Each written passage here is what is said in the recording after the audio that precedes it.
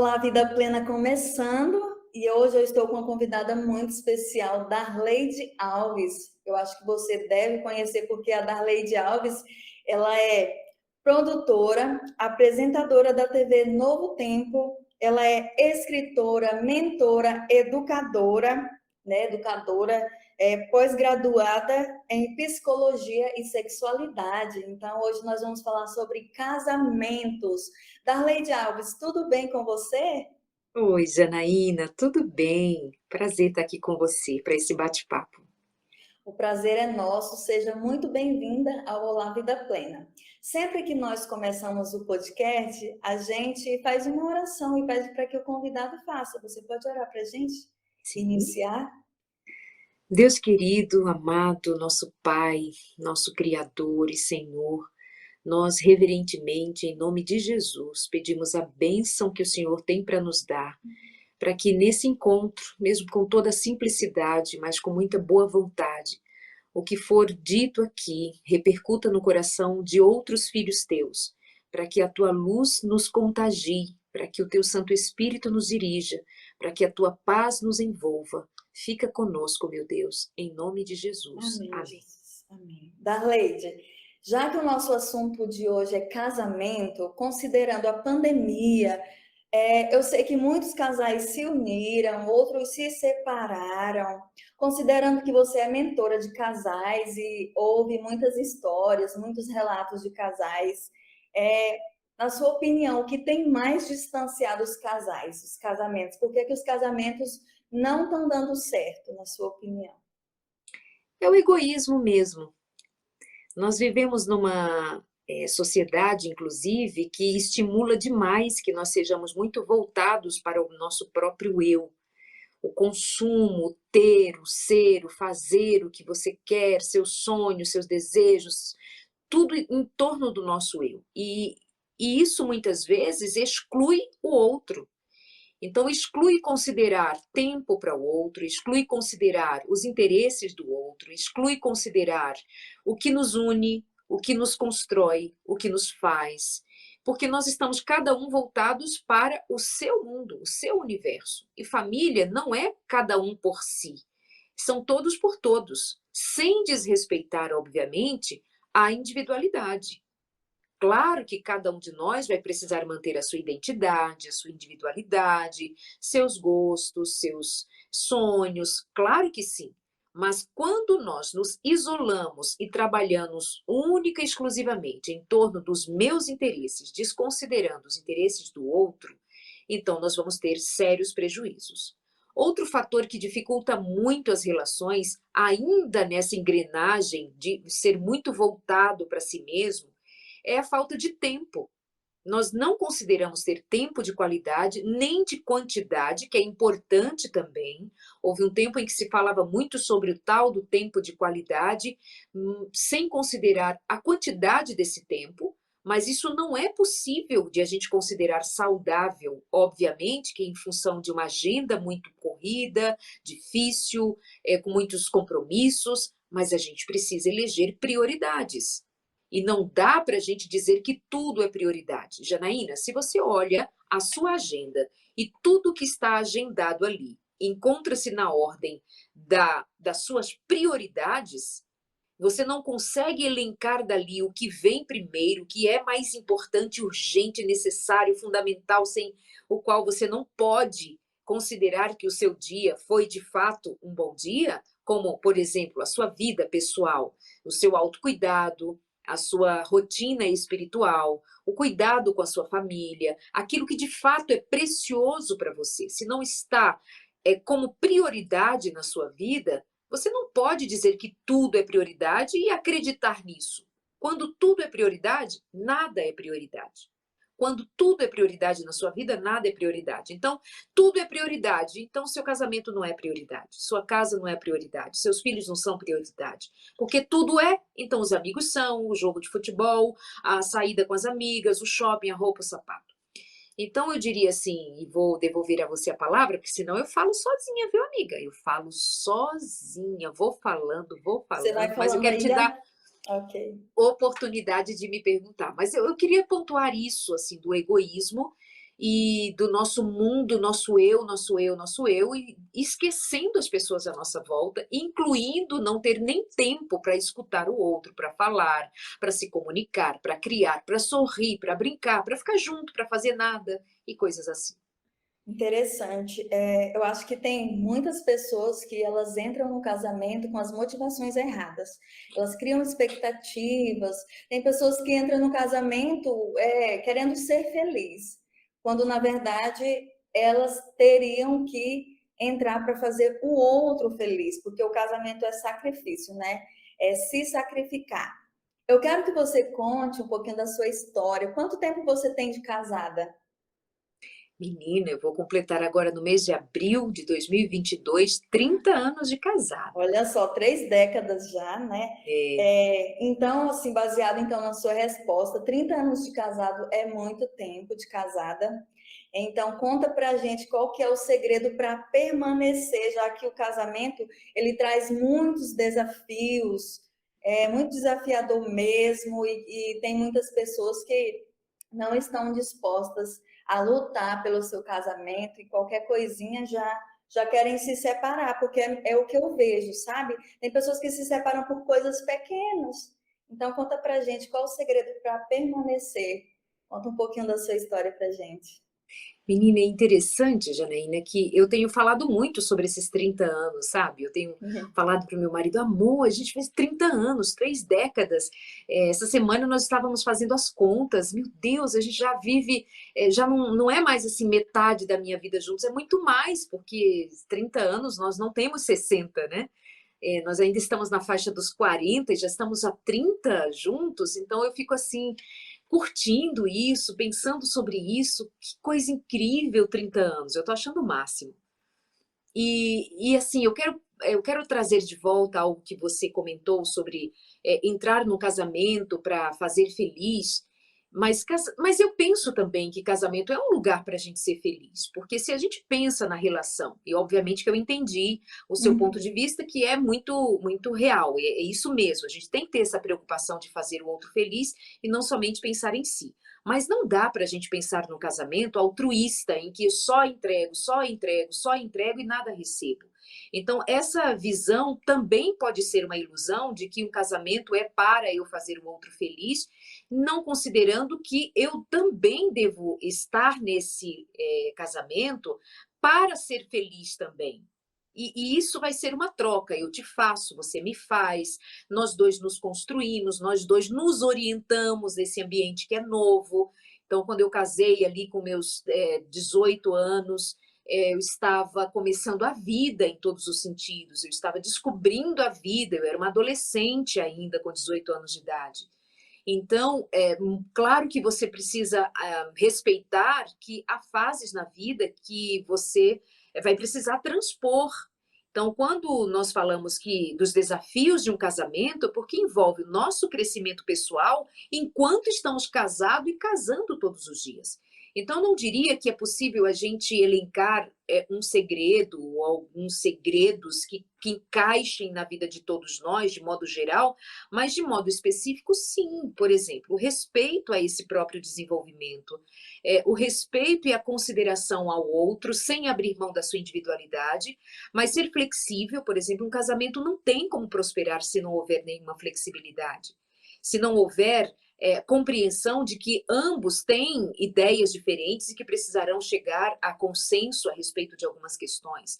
Mas antes de casar, a gente precisa ver o quanto nós temos de afinidades, o quanto nós temos de pensamento alinhado, o quanto nós temos objetivos mais alinhados, o quanto nossas personalidades se encontram, o quanto. Então, tem elementos que anteriores ao casamento que precisam ser considerados para que a gente não entre no casamento, mas qual é o segredo de ser casado? Qual é o segredo de manter. Não, o segredo é você ter começado minimamente responsável.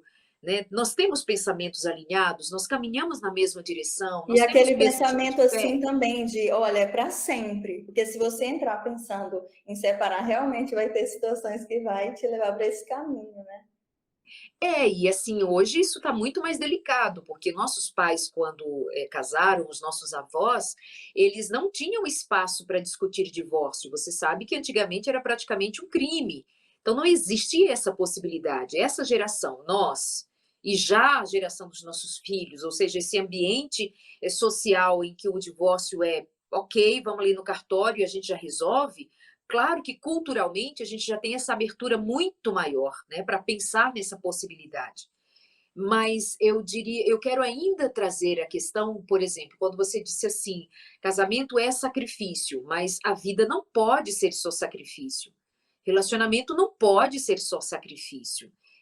Casamento tem desafios, assim como você tem desafios no seu trabalho, assim como você tem desafios no trânsito, você tem desafios na igreja, você tem desafios em todos os ambientes sociais, particulares, íntimos, nós temos os nossos desafios. Mas a nossa vida, ela não pode se pautar, e uma relação não pode se pautar no sacrifício. A gente precisa chamar a responsabilidade, que deva ser chamada, mas a gente precisa trabalhar o casamento com mais leveza.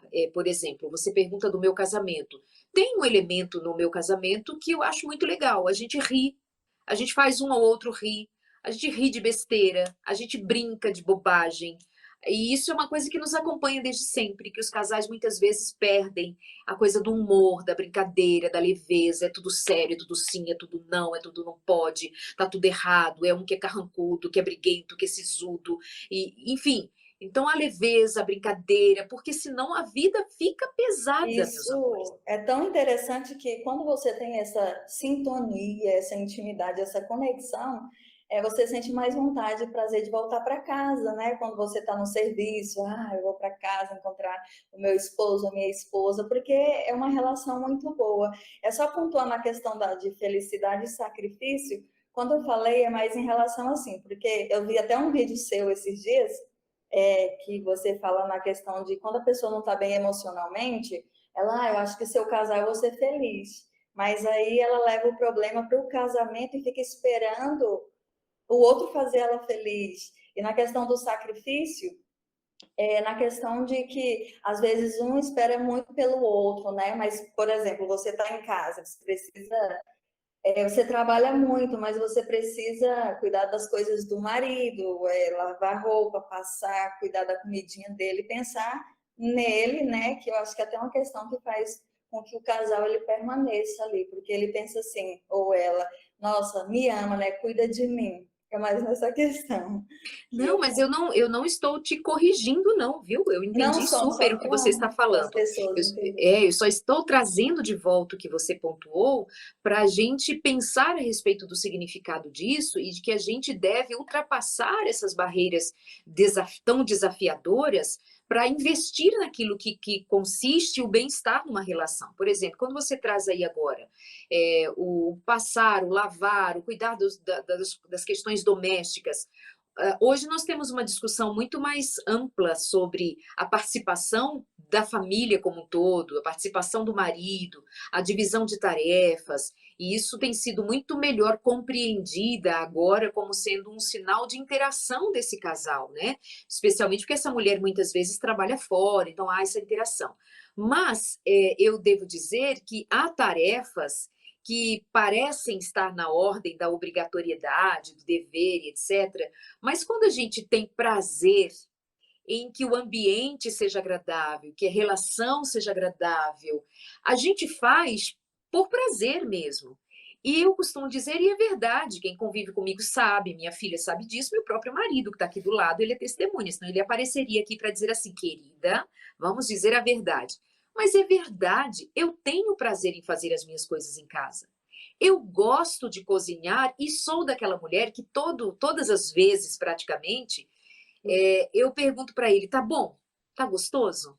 Você gostou? Ainda que eu já imediatamente diga: eu estou achando uma delícia. Não é que eu estou esperando a validação, se ele não gostou, eu vou sofrer. Mas eu gosto disso, porque eu fiz ali com prazer e eu quero sentir o sabor, e eu gosto que ele me diga. Ou seja, coisas simples do dia a dia em que a gente encontra prazer. Eu gosto de passar a roupa, de guardar. Não estou dizendo que passo sempre, que está tudo sempre impecável. Não estou dizendo isso. Mas não faço com raiva, não faço com preguiça. Não... Ou seja, se a gente conseguir construir um ambiente familiar em que as coisas mais simples sejam feitas com o mínimo de prazer, a gente consegue fazer com que os desafios de estarmos casados 30 anos, das coisas mais simples às coisas mais complexas, a gente saiba trabalhar. Janaína, nesses 30 anos, né? Por exemplo, decisões importantíssimas da nossa vida. Quando teríamos filho? Nunca foi uma questão de divergência entre a gente. Quantos filhos nós teríamos? Nunca foi uma discussão entre a gente. Sempre foi alguma coisa que, se eu pensei, ele está junto, se ele pensou, eu estou junto, nós concordamos. Onde nós vamos morar, para onde a gente vai mudar, o que, que a gente vai fazer, o que, que a gente vai comprar, o que, que nós vamos construir juntos. Nunca tivemos divergências, brigas, discussões sobre como nós iríamos construir a nossa vida. Por isso que eu trouxe lá atrás, já aqui na nossa conversa, sobre como é importante a gente ter pensamentos alinhados, objetivos alinhados, porque isso facilita muito, Janaína. Muito interessante. Conta um pouquinho para a gente, por exemplo, quando você encontrou o seu esposo, você já sabia que era ele ou você, tipo, tinha algumas características que você iria observar para saber que era? Como é que foi esse encontro? Porque hoje a gente vê muitos casais assim, sem saber como saber mesmo quem que é a pessoa certa, se foi Deus que mandou ou não, como que a gente faz para que os casais se encontrem para que eles possam realmente dar certo? Porque a gente vê muito casais dando super certo assim como o seu. Eu não posso dizer para você que eu tinha um plano, um planejamento, algo em que deixa eu observar, deixa eu consultar aqui a minha listinha de características, porque eu não tinha essa maturidade. Eu tinha 17 para 18 anos, né? 18 anos, porque nós casamos também em menos de um ano, então, assim, eu casei cedo e o tempo de namoro, noivado, não foi muito maior, não chegamos nem a um ano. Mas tinha, assim, uma paz, sabe? Tinha uma paz, uma certeza, que não era essa certeza da listinha de características. Tinha eu conhecer a família, a mãe, um pouco da história, o ambiente, como ele era na igreja, como ele era com as famílias. Tinha de ele me conhecer assim, dar atenção à minha história e de a gente. Então, eu não tenho como dizer para você sobre nós sermos um exemplo para demonstrar às pessoas de como nós devemos ser corretos em observar e ver uma lista de características que encaixem.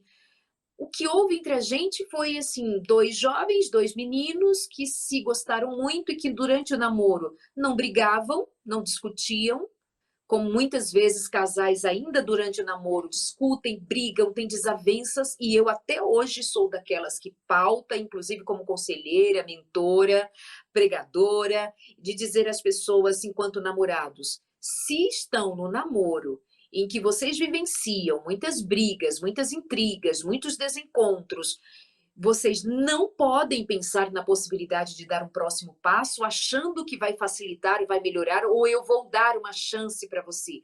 Evitem dar chances nesse sentido enquanto estão namorando. Porque se o namoro não flui, se essas duas personalidades, essas duas pessoas não fluem num tempo que é tão propício para ser leve, para se divertir, para se apaixonar, para brincar, para ser boa essa relação, você imagina que vai alcançar isso lá dentro do casamento? Pode alcançar, mas depois de bastante sofrimento, e eu não lhe aconselharia. Então, nós tivemos esse grande sinal de, durante o nosso namoro, ser leve, ser bom, a família participar. Enfim, tem algumas complexidades também com relação à minha família. Eu saí de casa porque eles não aceitavam a minha religião, especialmente a minha mãe. Teve alguns conflitos que já é uma parte bem conhecida da minha história, não significa que todos que estão aqui conhecem, mas ainda assim, com todos os percalços que nós enfrentamos, nós estávamos juntos, tranquilos, de boa, sem discussões, sem nós que precisávamos desatar. Eu acho que isso foi o indício de que o casamento daria certo, como deu e há de dar E, para sempre. amém. E observar no namoro, né, os comportamentos, porque ali é o momento de você conhecer bem a pessoa no qual você quer casar. E Darleide, precisa ter Deus na união, né? O casamento ele é altamente espiritual. Eu acredito, assim, particularmente, se não tiver Deus, acho que vai dar problema, né? É assim que acontece? Especialmente quando nós levamos o nome de cristãos, né? Você está certíssima. Eu acredito muito que se nós, como cristãos, caminhamos com Cristo, aprendemos em Cristo, essa vivência se torna extremamente promissora. E o Então, a que nossa casa sempre foi uma casa espiritual, nós sempre levamos em consideração os princípios, os valores cristãos. Quando eu o conheci, ele já era um rapaz jovenzinho, mas muito envolvido com a igreja, com a fé, com as pessoas, a convivência com as pessoas. Ele é uma pessoa muito agradável em relação a outras, e tinha muitos amigos, ele era familiar, ele era família, ele era querido, ele é tudo que ele ainda é hoje. interessante.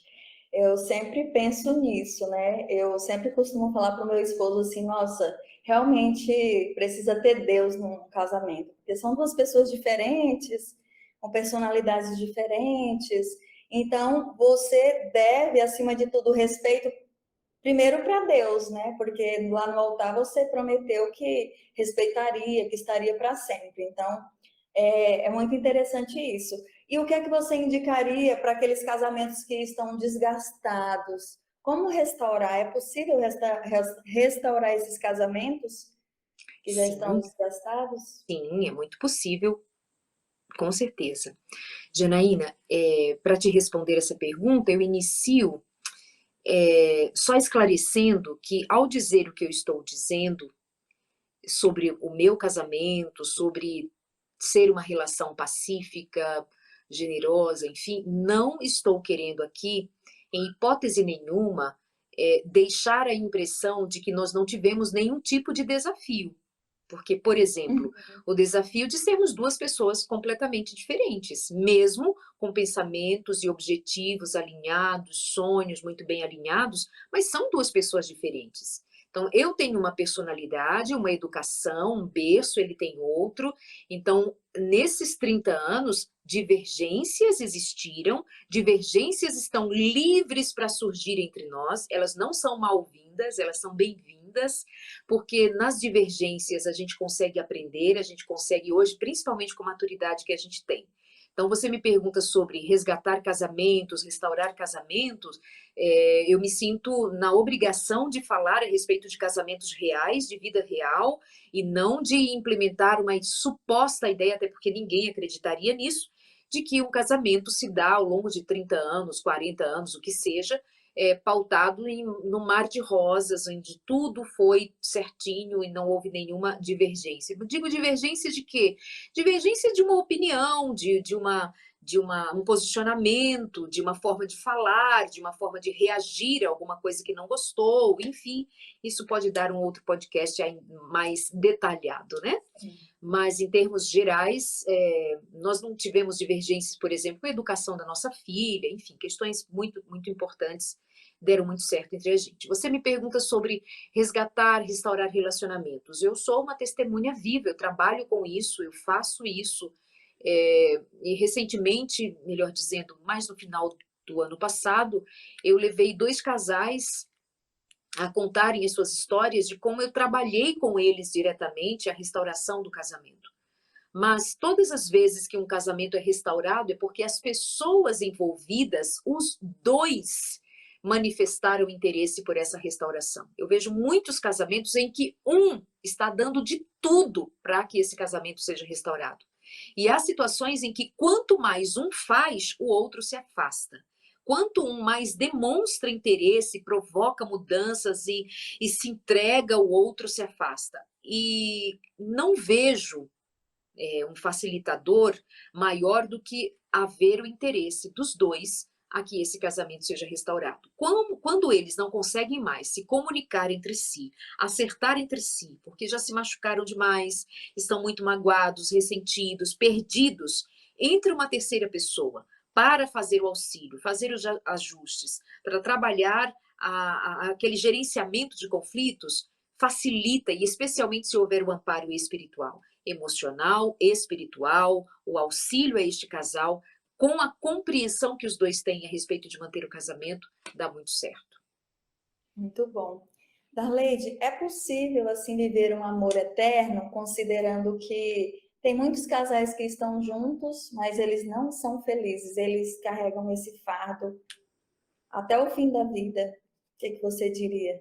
Olha, cada história é uma história muito particular, porque, nós vamos conhecer pessoas que foram muito feridas e elas se submeteram a permanecer numa relação e em algum momento da vida, não importa a idade, aquela ferida aparece ainda mais aberta e sangrando, e isso, reverbera em ansiedade, depressão, outras doenças que se manifestam no corpo, porque tudo que a gente sofre, quando não é curado, as feridas ficam abertas, em algum momento esse sangramento vai extrapolar e há situações em que a gente olha para determinados casamentos e diz: "Meu Deus, o que foi isso? Isso foi um túmulo caiado, ninguém prestava aten ninguém sabia o que acontecia ali dentro". Então falar de amor eterno para pessoas que estão feridas, machucadas, foram muito traídas, muito negligenciadas, muito afetadas emocionalmente por um casamento, uma relação ruim, tóxica, seja para o homem, seja para a mulher, para ambas as partes, que intoxicou os filhos, que comprometeu a saúde emocional de todos os envolvidos. Falar de amor eterno em ambientes hostis, doentes, é muito difícil e chega até a ser cruel de falar para alguém numa situação de negligência, de abandono emocional, de carência, de violência, dizer: "Olha, vocês estão casados, casamento é para sempre, então vocês precisam se amar para sempre". Então eu preciso fazer essa distinção. Há relacionamentos que não produziram ambiente para esse amor permanecer. Mas quando eu, encontro um ambiente favorável, é como uma semente que você planta em ambiente favorável, ela vai crescer. Com sol, com chuva, com calor, com frio, com vento, mas com o cuidado mínimo e necessário, ela vai se desenvolver. Assim é o casamento.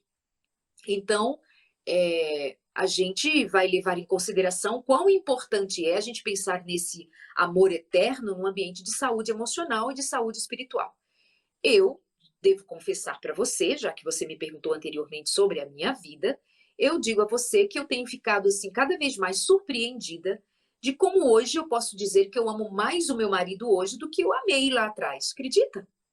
Porque o amor vai se tornando mais maduro, ele vai se tornando até mais inteligente, ele vai assim, você vai tendo a habilidade de enxergar no outro que você talvez não enxergava antes, por questões suas.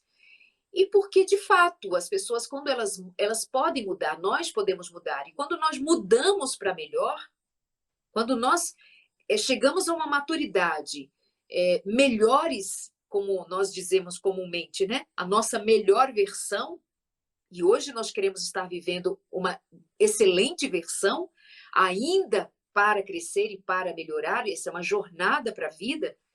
Eu acredito, eu sou testemunha de dizer para você que o amor pode inclusive crescer.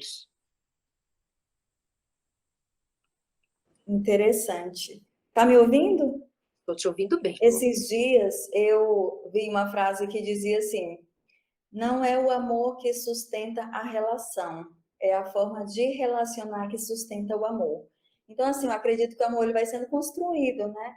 Porque tem muitas pessoas que podem entrar não amando, mas no decorrer do relacionamento, daquela convivência, né, ela acaba é, amando o seu parceiro, né? É muito interessante. Agora eu queria que você falasse suas palavras finais, assim, para aqueles jovens que estão noivos, que estão prestes a entrar num casamento. Quais são os seus conselhos para esses jovens? Se o namoro é bom, se vocês se afinam, se vocês se entendem, se essa relação é construtiva, se um ajuda o outro, se um faz o outro sentir-se melhor, viver melhor, ser melhor, se esse relacionamento proporciona que você se veja alguém melhor na companhia do outro, se ele não te diminui, se ela não te oprime, se vocês se ajudam, se vocês cooperam com o bem-estar um do outro, isso é indício de que vocês têm tudo para ser um casal e ser feliz, mas não pode desprezar que deva haver atração física, sim, interesse físico, sim, é importante, considerar o interesse de estar junto verdadeiramente, não sendo somente pelo aspecto físico, pelo interesse sexual, mas essa vivência no namoro precisa ser levada em conta. Se é um namoro, pelo contrário, difícil, cheio de brigas, ciúmes, dificuldades, desinteresse, negligências, famílias complicadas que não se entendem, brigas. Olha, por favor, não venha me contar que foi Deus, Darleide. Não, Janaína, foi Deus, eu orei e Deus me deu. Deus não anda distribuindo cruz, não, viu, minha gente? Vocês não pensem que Deus anda distribuindo cruz para vocês carregarem, além daquelas que a gente já tem para carregar na vida. Então, pensem melhor. Você precisa considerar isso como um sinal de que vocês poderão dar certo se hoje vocês se entendem. Exatamente, os sinais estão aí, né? Ficar de olhos bem abertos no namoro e no casamento fechar os olhos. Eu sempre escuto isso. Olha, Darleide, foi tão maravilhoso estar com você. Eu te agradeço muito, muito mesmo por estar aqui.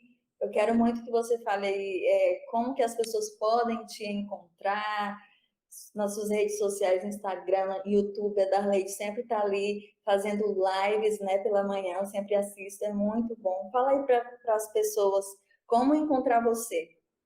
Obrigada, Janaína. Obrigada a toda a audiência do Olá Vida Plena. Para me encontrar é fácil em todas as redes sociais, é o meu nome mesmo, Darleide Alves no Darleide Alves. Instagram, Darleide Alves no YouTube, no Facebook.